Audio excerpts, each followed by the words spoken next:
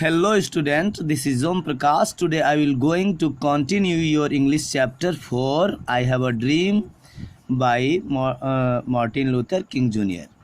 So हमने आपको paragraph 6 तक पार्ट 1 में पढ़ा दिया था। आज मैं पार्ट सेकेंड में 7 to 27 तक कंटिन्यू करूँगा। सो इससे पहले देखिए पैराग्राफ 6 में मार्टिन लूथर अपने जो अनुयायी हैं, निग्रो लोग हैं, उनको समझाते हुए कहते हैं कि हमें कोई भी ऐसा काम नहीं करना है जिससे कि हम खुद के दुश्मन बन जाएं, ठीक है।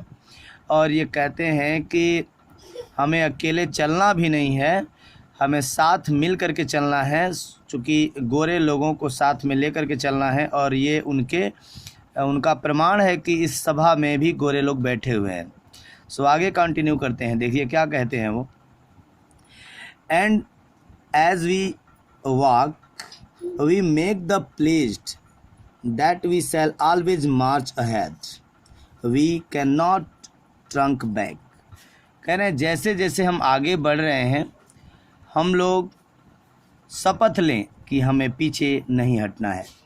There are those who are asking the devotees of civil rights. कह रहे हैं कि ऐसा न हो कि जिस कार्य के लिए यानी सिविल राइट्स के लिए हम बढ़ रहे हैं वो कुछ दूर तक जाते जाते ख़त्म हो जाए।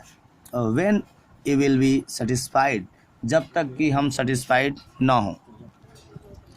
आगे देखिए कह रहे हैं कि you can never be satisfied as long as your bodies heavy with the fatigue of travel.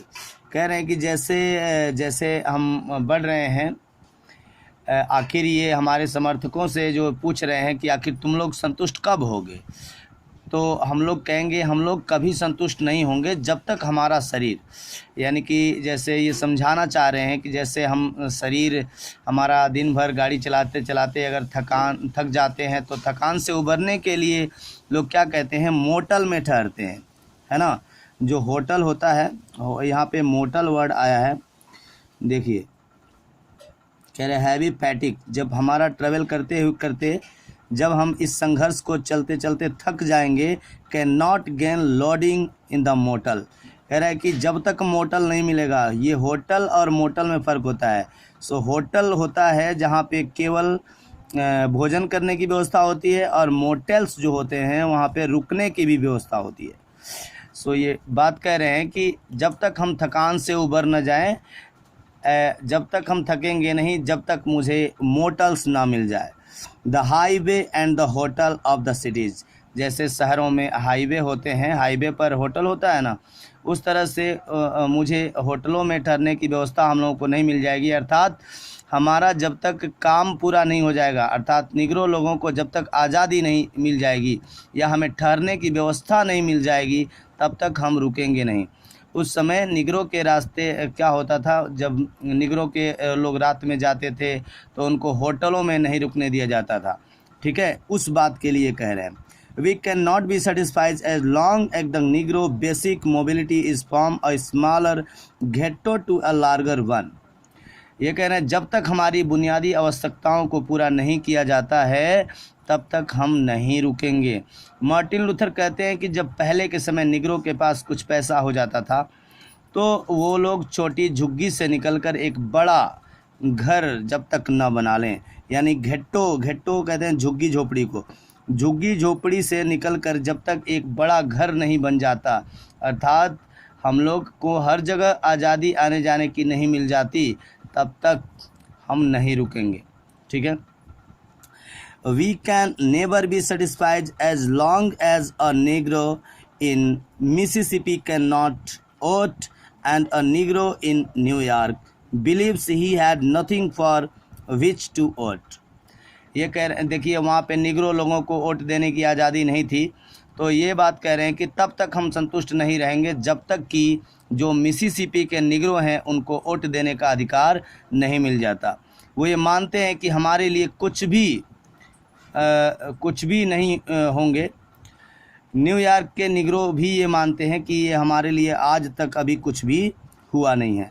No we are not satisfied, कह रहे हैं कि जोर दे के कहते हैं कि नहीं हम बिल्कुल सेटिस्फाई नहीं होंगे and we will not be satisfied until justice roll down like water and righteousness like a mighty stream। कह रहे हैं कि जब तक हम सेटिस्फाई नहीं होंगे कि निगरो लोगों के लिए बिल्कुल हम संतुष्ट नहीं होंगे जब तक हमें न्याय नहीं मिल जाता, अर्थात न्याय जब तक पानी की तरह निष्पक्ष न बहने लगे। जो नीति परता है वो एक मजबूत धार की तरह होनी चाहिए। सो राइट ट्यूनेस का मतलब होता है नीति परता। नीति परता एक मजबूत धार की तरह नहीं बहने लगे तब तक हम संतुष्ट नहीं होंगे। आगे कंटिन्यू करते हैं पैराग्राफ 8। देखिए यहाँ से, I am not unmindful that some of you have come here out of a great trial and tribulations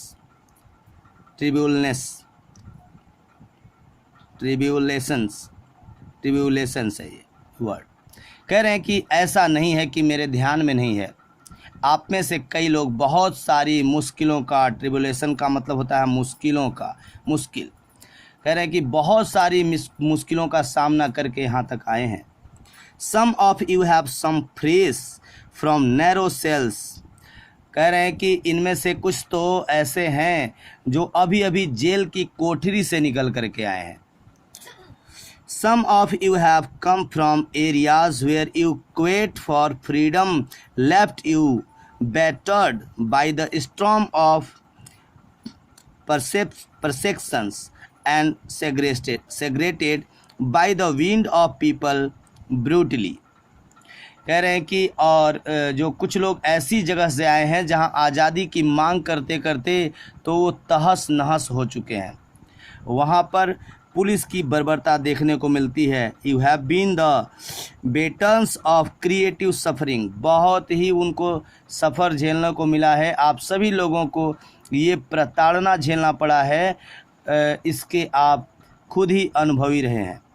continue to work. कह रहे हैं कि काम जारी रखिए। With the faith that unearned है। अनअर्न्ड मतलब होता है बिना कमाई के, जो बिना कमाए हुए। Suffering is redemptive. कह रहे हैं कि ये विश्वास रखते हुए कि ये काम जो हुआ है वो आपको एक दिन क्या करेगा, बिल्कुल मुक्त कर देगा। आइए पैराग्राफ 9 देखते हैं।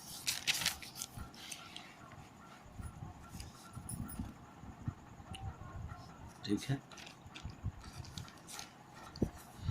कह रहे हैं कि go back to Mississippi, go back to Alabama, go back to Georgia, go back Louisiana, go back to the slums and ghettos of our northern cities.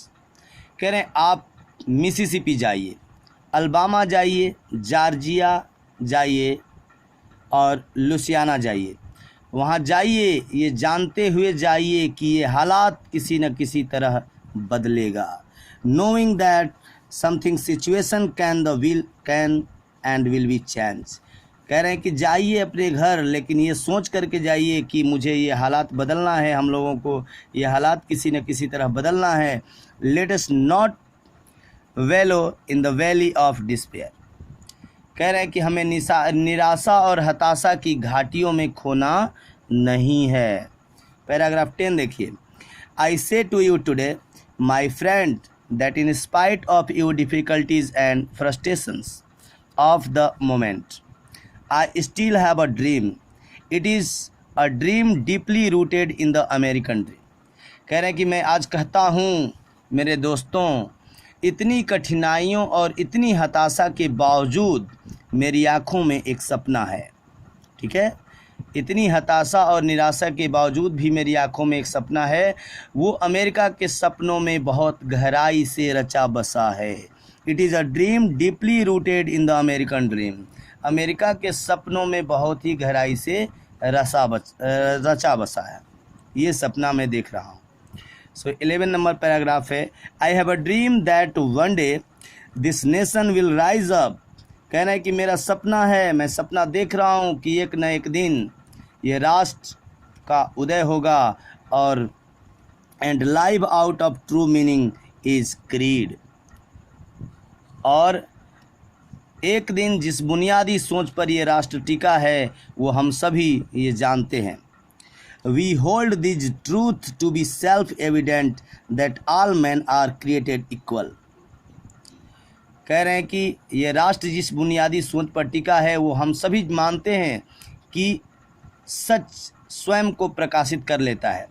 सच, हम लोग सच्चे हैं अर्थात हमारी मांग सच्ची है तो हम स्वयं को प्रकाशित कर लेंगे। हर इंसान बराबर है, किसी में भेदभाव नहीं है। सो 12th नंबर पैराग्राफ है, I have a dream that one day on the red hills of Georgia and sons of farmers slaves and the sons of farmers slaves honor will be able to sit down together at the table brotherhood। 12वें paragraph में कहते हैं कि मेरा सपना है कि एक दिन जॉर्जिया की रेड हिल और वहाँ जो पुराने गुलाम हैं अर्थात निग्रो लोग हैं उनके बेटे और गुलामों के जो मालिक हैं उनके बेटे भाईचारे के साथ एक साथ बैठेंगे। 13 number paragraph, I have a dream that one day even the state of Mississippi, a desert state sweltering with the heat of injustice and oppressions, will be transformed into an oasis of freedom and justice। कह रहे हैं मैं सपना देखता हूँ, मेरा सपना है कि मिसिसिपी राज्य एक रेगिस्तान हो चुका है और वो एक दिन हरियाली में बदल जाएगा। अभी रेगिस्तान है लेकिन वो एक दिन हरियाली में बदल जाएगा। वो हरियाली किसकी होगी? आज़ादी की होगी और वो न्याय की होगी।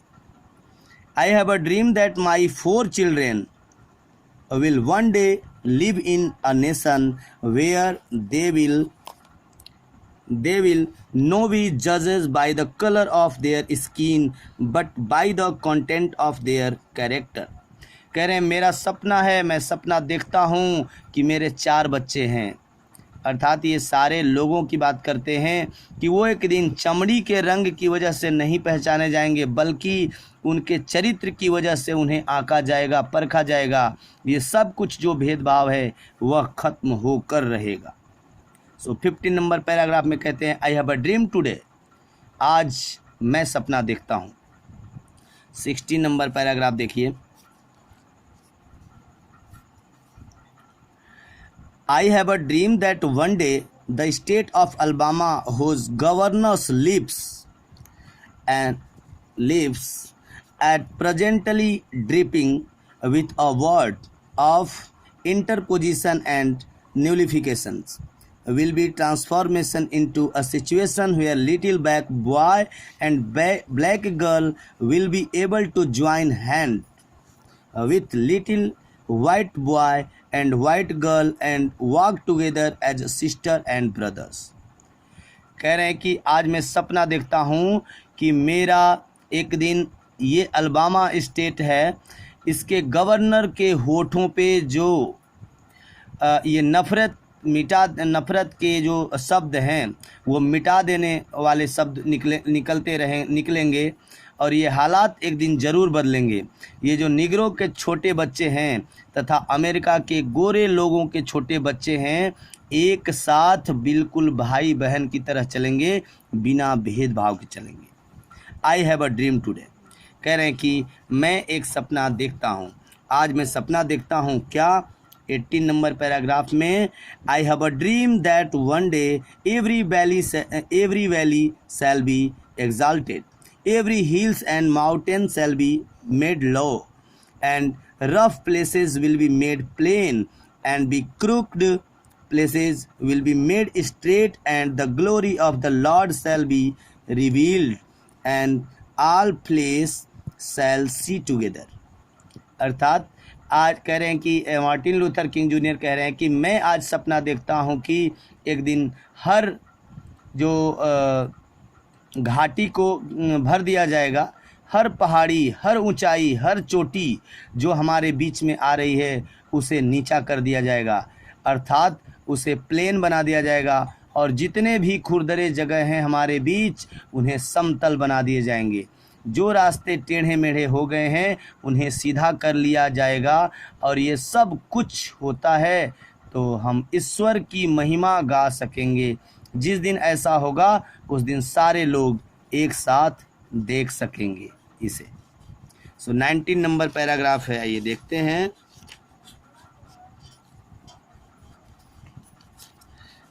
ये थोड़ा इधर से देखो जी। कह रहे दिस इज आवर होप, कह रहे हैं यह हमारी आशा है। This is the faith with which I return to the south, which this faith we will be able to hew out of mountain of despair a stone of hope. With the faith we will be able to transform the juggling discord of our nation into a beautiful sympathy. कह रहे हैं कि यह हमारी आशा है। इसी विश्वास के साथ मैं दक्षिण लौट रहा हूँ, इसी विश्वास के साथ मैं दक्षिण लौट रहा हूँ कि हम निराशा के इस पहाड़ी से बाहर निकलने में सक्षम होंगे। इस विश्वास के साथ यहाँ से मैं लौटूंगा कि हम अपने राष्ट्र को कलह के शोर शराबे से भाईचारे की एक सुंदर संगीत ध्वनि में बदलने में क्या होंगे, सक्षम होंगे। सिंपैथी ऑफ ब्रदरहुड है यहाँ,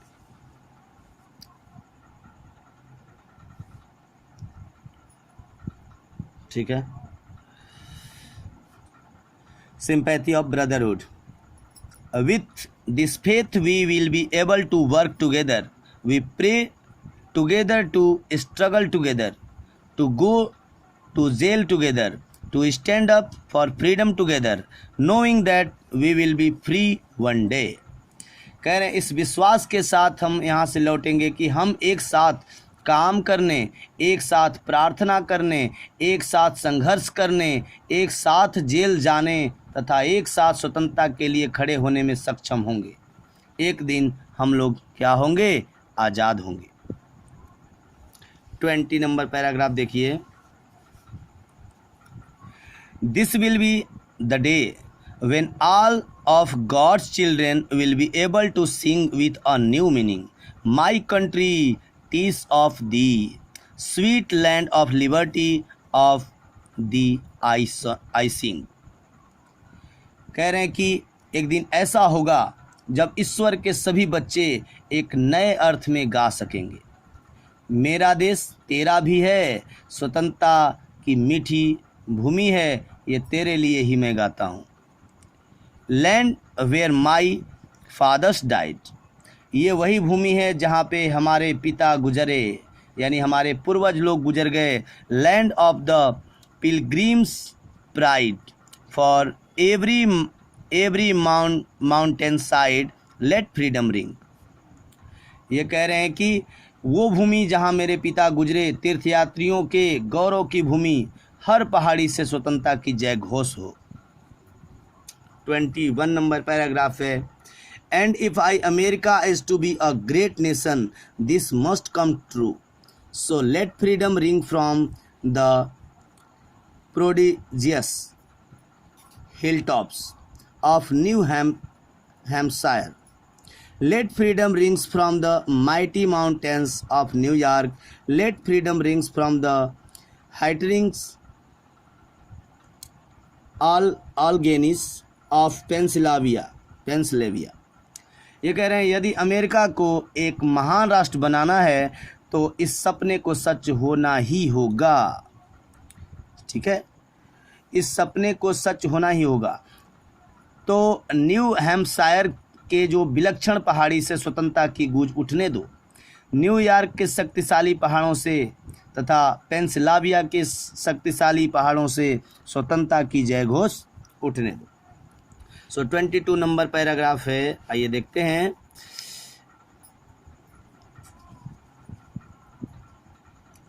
late freedom ring from the snow capped Rockies of Colorado. कह रहे हैं कोलोराडो के जो बर्फ से ढकी चट्टानों से वहाँ से भी स्वतंत्रता की गूंज उठने दो।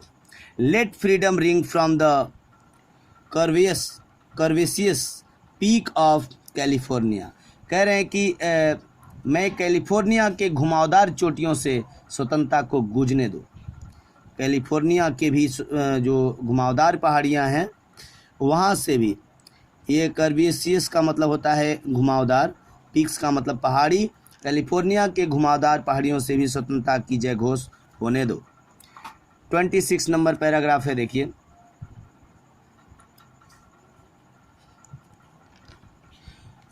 But not only that, 24 number paragraph है।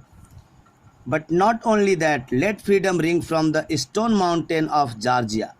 कह रहे हैं लेकिन केवल इतना ही नहीं, जॉर्जिया के स्टोन माउंटेन से भी स्वतंत्रता की जय घोष गूंजने हो। अर्थात कहने का मतलब कि हर कोने कोने से स्वतंत्रता की जय घोष होनी चाहिए। अमेरिका में कोई जगह ऐसी ना बचे जहाँ पे भेदभाव हो, निगरो लोगों के साथ बुरा बर्ताव किया जाए। 25वां पैराग्राफ है, 25 number. Let freedom ring from Lookout Mountain of Tennessee. कह रहे हैं टेनेसी के लुक आउट माउंटेन से स्वतंत्रता को गूंजने दो। 26 नंबर है। Let freedom ring from every hills and every mole hills and of Mississippi for every mountain side let freedom rings. कह रहे हैं कि हर पहाड़ी से और मिसिसिपी के हर चोटी से सभी जगह से स्वतंत्रता को गूंजने दो। सो लास्ट पैराग्राफ है ये, 27 नंबर पैराग्राफ है, देखिए ध्यान से। When we let freedom ring, when we let it ring from every village and very hamlet, for every state and every cities, we will be able to speed up that day when all of God's children, black men and white men, Jew and Gentiles, Protestant and Catholic, will be able to join hand and sing in the word of the old Negro spiritual, free at last, free at last. Thank God Almighty, we are free at last.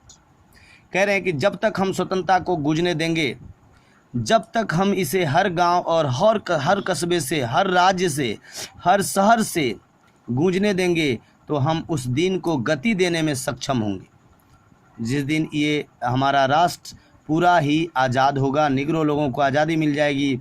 जब भगवान के सभी बच्चे, काले लोग और गोरे लोग, यहूदी और अन्य जातियां जैसे प्रोटेस्टेंट हैं और कैथोलिक हैं, वो हाथ मिलाकर चलेंगे और एक साथ पुराने निगरो लोगों के साथ आध्यात्मिक शब्दों में, अर्थात भगवान का गुणगान के शब्दों में गाने में सक्षम होंगे। आखिरकार मुक्त हैं हम, भगवान का शुक्र है। अंत में कह रहे हैं कि we are free at last, अंत में हम स्वतंत्र हैं। सो ये आपका चैप्टर लास्ट हो गया। ये आप लोगों से विनती है कि ये जो है किताब लेके बैठिए और एक एक पैराग्राफ को लाइन बाय लाइन मेरे साथ खुद वहाँ पे उंगली रख के पढ़ते रहिए और समझते रहिए। इससे आपका सारा चैप्टर कंप्लीट होगा, वन लाइनर बहुत क्लियर होगा। Thank you, have a nice night.